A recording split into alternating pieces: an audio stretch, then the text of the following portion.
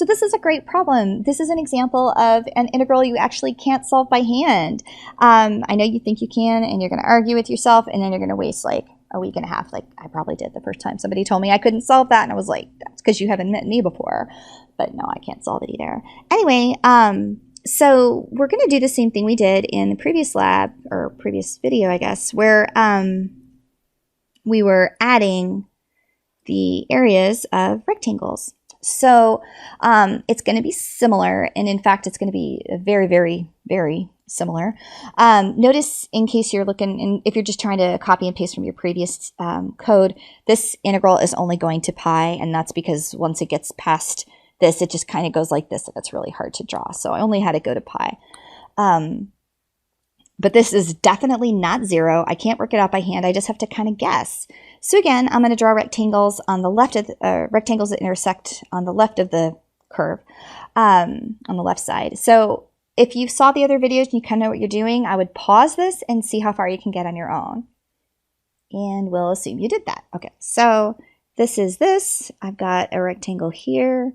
I've got a rectangle here. I've got one here.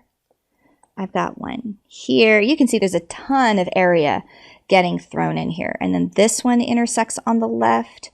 This one here intersects on the left as well. This one intersects on the left up here. So this just already looks like it's a hot mess. Okay. We have a rectangle width of pi over 8. So our width is going to be pi over 8. Our x values are going to go from 0, hopping over by w, going to pi. We're going to do the same thing we did before. We're going to have a total area, and we're going to start that at 0, and we're going to slowly add up that value in a for loop. So again, the for, some index going from 1 to length. I don't know why I actually wrote the word 2. From 1 to the length of x minus 1, so that minus 1 is important. Because again, there are 8 shapes, 8 rectangles, but the length of x would be 9, because I have 1, 2, 3, 4, 5, 6, 7, 8, 9 points. I have 9 points, but 9 points defines the 8 rectangles, so I have to go to length of x minus 1. Okay, so the height of each rectangle is going to be whatever is evaluated on the left side. So again, this is sine of x squared, so it needs to be x at the ith location. And just for the ease of math, I'm going to do this, even though that's obviously not what's going into the computer. But I need to take the value that is at the ith position of x. So the first position of x, for example, would be 0, right? The first position of x would be 0. So I'm going to 0 squared and take the sine of it. The second position would be this pi over 4. So I need to take pi over 4, I need to square it, and then I need to sine it. Okay, and so then the new area would be the width times the height, and the total area is going to be the previous total area plus the new area. I know that's not really fancy code, but doing this should at least get us some kind of a idea of what this integral, what the area under this curve is. Okay, then I probably could just copy and paste from previous, but I'm really afraid of doing something dumb because every time I try, I forget to fix something. So total area is equal to 0. So again, for index going from length of x minus 1, h is equal to sine of, I'm going to kind of put in some extra spaces because Matlab doesn't care. So I'm going to make sure that that thing is the thing that I'm squaring, and then I'm taking the sine of it. There's no reason to space out, it just helps me see it better. New area is this times the width, and the total area is equal to the total area plus the new area. Display total area. And now I'm going to get an actual answer that I did not know what the answer was supposed to be. So, all right, it's telling me that the answer is approximately 0.77. So that's good to know. So we're going to do this again, but now we're going to intersect on the right side of the triangle, or the right side of the rectangle. So this is that rectangle, this rectangle, you get the point. I'm getting lazy with my rectangle drawing. And just like the last time, whenever we did this, the only thing that we need to change is that our index needs to go from 2 to the length of x, because we are going to start by examining at the second x position. Sorry, not this one. The second x position of sine, the second x position, the second x position. Other than that, everything else should be the same. Okay, so that's pretty good. I'm going to do the same thing here. I'm just going to copy and paste, because the only thing I need to change between those is instead of starting there, I'm going to start there. And again, I could have put +1 here instead of changing the indices. It just makes me feel better. I think it's more clear what's going on. So last time I got 0.7748. Let's see what I get this time. Okay, 0.6058. So this is a case where I'm definitely getting two different answers depending on what I look at it. And then whenever I'm trying to decide, like, I can't really tell which one has the most errors, because this one seems like it has a lot of error. But to be perfectly honest, this one looks like it has a lot of error too, so maybe I'll be happier if I'm using trapezoids. All right, so again, we're going to do the same thing we did in the last one where we did things by trapezoids. And the nice thing about trapezoids is there's a lot less error. And essentially what we're going to come to in a minute is it's all going to be about, oh, this trapezoid is actually kind of funny looking, because this trapezoid goes from here all the way down here. So it's kind of this weird, funky trapezoid that's half positive, half negative. But you know what? It all comes out in the wash. It's fine. This trapezoid is actually a rectangle.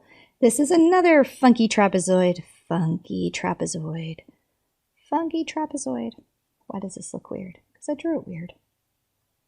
Like that. Funky trapezoid. Yeah, all kinds of weird. But again, this is what happens. I guess there's ways to avoid funky trapezoids, but you'd have to do some like really weird mathematical tap dancing. I know it looks weird, but actually what's going to happen is like this is a positive number. So like, let's just pretend this is at a 1, the y value is at a 1, and this y value is like at a negative a half. Basically, when you add 1 and negative a half, you get obviously 1/2. So it actually does average out to like a half-size trapezoid. So it looks weird, but I promise that the math works out. So if you want to work around it, like geometrically, there's ways, but it's really not necessary because mathematically it ends up being equivalent. Our code is going to look the same as it did for the previous trapezoid problem, except we've got a couple of adjustments to make. First of all, we have to change the pi to pi over 8, or the pi over 4 to pi over 8. We have to change the pi 2 pi to pi. And then I always forget to change these, but make sure that you square them in here. Again, I'm going to put all this in Matlab here in a second, but just as you're kind of putting your notes together so you kind of know what's going on. So again, because I'm nervous about doing something stupid, I'm just going to write the whole thing out fresh. You are certainly, of course, do what you want. This is your nickel or non-nickel. So, in fact, I just said I was going to write it fresh and then I copied it anyway. So I'm going to delete that. All right, so let's try it again. So I've got for the index, it's going from 1 to the length of x minus 1. I'll go ahead and end my for loop there. My h1 is going to be the sine of, and I'm going to come over here, and it's going to be x at the index, that thing squared. h2 is going to be sine of x at the index plus 1, that thing squared, like that. And then my new area is going to be my h1 plus my h2 times the width divided by 2. Total area is equal to total area plus new area. And in case anybody is wondering, like, is there a faster way to do this for loop? Absolutely. You can like put a lot of this into a more sophisticated for loop, but my job is not to be sophisticated. My job is to like show y'all how to do fun stuff. And I don't care how pretty it is if nobody can understand it. So previously I got 0.77, now I'm getting 0.60. Let's see what I get here. 6.9, which is an answer somewhere in the middle. So I'm looking at this picture saying, you know, this is probably closer because in general I'm seeing less error. So the last thing that I want to do now that we have all of that working is to just kind of play around with it and says, well, what happens as we increase, like instead of having pi over 8, What if we did, you know, pi over 16 or pi over 32? Like, how narrow do these trapezoids have to get until the increase in precision is so stupid that we don't care anymore? So that's what I'm trying to say, is that the difference between the current solution and the previous solution is smaller than blah, blah, blah, is just like fancy speak for saying it's the difference, or the gain that we're getting in doing more math is just giving us answers that we just don't care about anymore. So we're going to play around with our code and see what we can do with that. All right, so I'm going to go ahead and format, I like to format compact and format long so that whenever I display some stuff, you can see it. So I'm basically going to take with what I had here for number 6. I'm going to copy it and I'm going to put it into a number 7. But essentially what's going to happen is, instead of setting the width to be equal to, say, pi over 8, I'm going to make it pi over 2 to the exponent. All right. And then outside of this, I'm going to put another for loop that I'm going to say, okay, so actually it's going to be let's make it a while loop. While something or other, I'm going to do all these instructions. Okay. Now I'm going to go ahead and select this, right click and say Smart Indent. It'll make it pretty. But the idea is that maybe I'll start the exponent off at 1, and every time I run through this, I'm going to increase the exponent by 1. So it'll start at basically pi over 2, pi over 4, pi over 8. The question is, what is this something or other? So there's a couple of ways that we can do this. How shall I describe it? There's actually a lot of different ways to do this. Kind of the cheap and easy fix is to say, I'm going to designate something called my old area, and as long as my old area minus my new area is less than that 10 to the negative 10 or whatever I listed as the requirement, 10 to the negative 13, then I'm going to keep, or sorry, as long as it's greater than, sorry, not less than.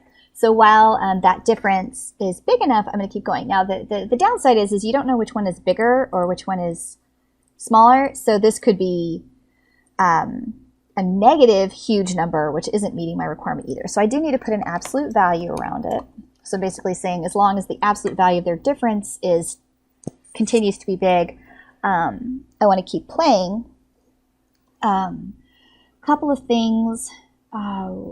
We have to update the old area. So probably before we set total area to something, we'd say, okay, so the old area is equal to the total area that we currently have going on.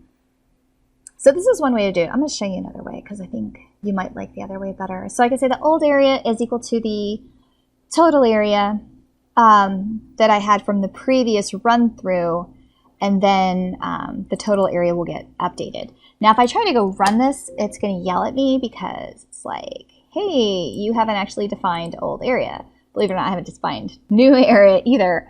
So what I can do is I can kind of put some fake numbers here. So I can say the old area is equal to, I don't know, 9999999, and the new area is equal to 0. Or sorry, not the new area, the total area is equal to 0. And then I think about that as I know for sure the difference between these two numbers is sufficiently large. And so then what's going to happen is my old area will get updated with a 0, I guess, which is maybe not what I want for running through the first time, because what if the answer is supposed to be 0? Let me make it something that I know that it's not. I'll make it that. Then it's even worse. So then, do y'all understand what I'm saying? Like if I put a 0 here, then it could be that the answer is supposed to be 0, and then it gets pretty small right away. So I don't want to fake that. I want to make it work for it. So I'm going to make the old one really, really big and the new one really, really, really small. This is supposed to be total area. And as long as those differences are greater than 10 to the negative 13, then I'm going to go. Okay. So I had to change this. I'm sorry. I typed new area because I wasn't paying attention. That's supposed to be the total area. So let's see. Actually, this might be a good enough way to run it, but let's just see what happens. So it's kind of thinking. And as far as I can tell, there we go. So actually, I'm going to put something here to make sure we're done. Done. I guess I also should have displayed some other things that would be interesting. Done. So I'm going to display the exponent as well, just so that we can see how narrow those trapezoids had to get a decent answer. 27. All right, so we had to do about 27 runs through here in order to get an answer that makes sense. There we go. So if this way didn't really make sense to you, another way you can do it, I'm going to again copy this. So I'm going to go problem 7 alternative. It's going to be the same thing where I'm going to set it up and 2 to the exponent. And all this, but instead of putting this in a while loop, I'm going to put in a for loop. So basically I'm going to say for, I don't want to say index, I'll just say for k. For k going from 1 to just, I'm going to say a lot. Like let's say I don't even care. If this takes more than 1,000, I quit anyway. So I'm going to say this is going to go from 1 to 1,000. And again, I'm going to smart indent. Then, oh, you know what I could do that would be even more clever is, yeah, I'm going to do that. Actually, yeah, I'm going to do that. So instead of calling this the k, let's call this exponent. So I'm actually going to literally make my for loop on the outside be equal to the exponent. So what I can do is I can create a like an array or something like that that says like all areas. And maybe I'm going to pre-populate it with a 1 by 1,000 because it could technically be 1,000 long. Let's just make it 100 for the moment, just so I don't have to stare at as much stuff. I'm going to pre-allocate it just because it's good manners to do so. Also, it sets everything up as a 0. So what I can do actually down here is I can say, okay, so what I'm going to do is for all areas in the exponent position, I'm going to put in what the total area is. So basically what I'm saying is whatever the area ends up being, I want to store. So the first time through, I want to store the total area. The second time through, I want to store the total area. In fact, I'm just going to do this 10 times so that you can just see how it works without any special loops or breaks or anything. So I'm just going to run this 10 times like it was a regular for loop. Okay, so now that that's done, what you can see here is over time, I filled up this matrix. Over time, I filled up this matrix, and now I have all these values of what I would get. So like if I divide it by 2, this is my total area. If I divide it by pi over 2, this is it. By pi over 4, this is it. By pi over 8, this is it. That number should look familiar. By pi over 16, by pi over 32. So I can actually see what all those individual values are. So I could just run all of it and just say, oh, just run it until you run all 10 of them. But what I could do is I can say, well, if the exponent is greater than or equal to 2, then I can check and see if the differences are sufficiently small. Right, because if I can't do it right at the beginning because I can't compare the first thing to nothing. But what I could do is now I could say, well, for if all areas of exponent minus all areas of exponent minus 1. So like if I was at 2, it would be taking the value like the 0.25 minus the 0.642. And then I want to know, is that less than or equal to 10 to the negative 13? But again, just like the last time, I have to put it in absolute values. And I can put it in a, if this is true, what I can say is, we met the requirement with this exponent, and then I'm going to display the exponent, and then I'm going to break, and that'll break out of the for loop. So now if I just run this, nothing's happening. The game is over. So if I just run this now, it gets to the end because I'm only running it for 10, and we just showed a second ago that it's got to get to 27. So I can say, well, I'm going to preload this with 100, and if it doesn't finish in 100 trials, I just quit. And now I can run it, and should eventually do something. There we go. We met the requirement with the exponent 26. Now, last time we got 27. Oh, yeah. Okay. So the last time we got 27 is after we calculated it, we increased our exponent by 1. So we actually finished at 26. We increased the exponent, and then we got out of the loop. So actually, this was pretty good that we did this other way because it helped us realize that we were doing that. If you want to fix this, you could start by setting the exponent to 0, and then I think this will do it. And then making this be the first thing you do instead of the last thing that you do. Let's see if that fixes it. So that was kind of silly. Maybe. There. Okay, so now it's at 26, and it's a difference between, and if you're not getting some of this, that's fine. But it's a difference between us adding the exponent at the beginning after we've made sure we haven't met the requirement versus adding at the end when we may have already met the requirement. So we have this lovely answer, and this is just another way to think about it. So, I mean, a while loop, I feel like there's something has to do with like the history of programming where either for loops are the parents of while loops or while loops are the parents of for loops. Like at some point in existence, there was either only while or only for, and then that begat the other as a specialty. I can't remember which way it went. But anyway, so if it helps to think about it as a while loop and doing it just like this, that's one way. Another way is to think about it is just doing it as nested for loops with keeping all of your areas into a nice little array, which could also be a valuable thing to do as well. But in any case, the good thing is that now we know that the integral of sine of the quantity x squared from 0 to pi over 8 is pretty close to whatever I'm seeing there, which that's pretty amazing.